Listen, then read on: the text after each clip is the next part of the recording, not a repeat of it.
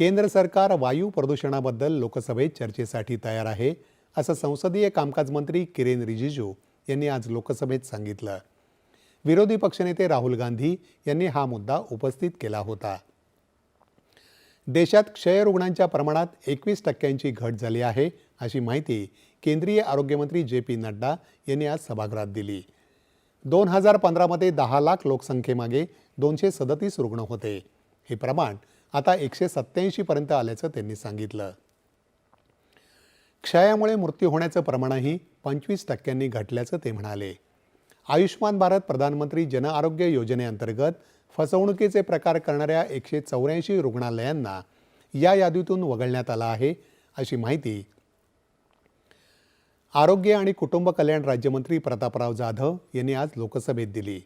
अशा रुग्णालयांना 231 कोटी दंड ठोठावण्यात आला आहे, असंही ते म्हणाले. लोकसभेत आज सकाळी माजी केंद्रीय गृहमंत्री शिवराज पाटील चाकूरकर यांच्या निधनाबद्दल लोकसभा अध्यक्ष ओम बिर्ला यांनी श्रद्धांजली वाहिली.